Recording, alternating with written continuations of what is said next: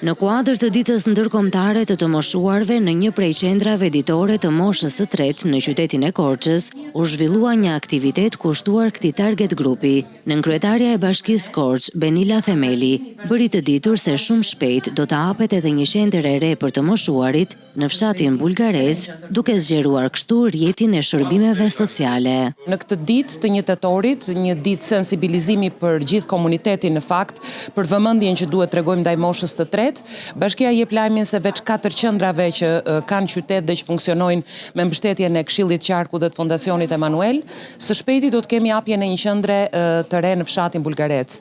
Gjithashtu, Bashkia së bashku me Këshillin e Qarkut dhe Fondacionin kanë filluar edhe shërbimin në familje për të moshuarit që janë të vetmuar. Kreu i Këshillit të Qarkut, Petrika Tollkuçi, theksoi se përveç qendrave ditore, do të vijojë mbështetja edhe me shërbimin e ri në banesë për të ardhur më pranë të moshuarve.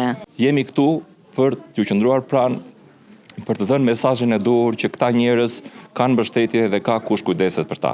Sigurisht që ne si Këshilli Qarku nëpërmjet projekteve që i kemi nisur prej kohësh, do të vazhdojmë të mbështesim këtë kategori, sidomos me shërbimin në familje, i cili tashmë ka nisur, dhe me krijimin e qendrave tjera sociale, të cilat do të rritin numrin e pensionistëve të cilëve do të shërbehet në këto qendra, por dhe cilësinë e jetës së tyre. Nga ana tjetër, Ervin Dallaku, oficer për zhvillim komunitar në misionin Emanuel, vlerësoi bashkëpunimin institucional që synon rritjen e cilësisë së jetës për të moshuarit e Korçës.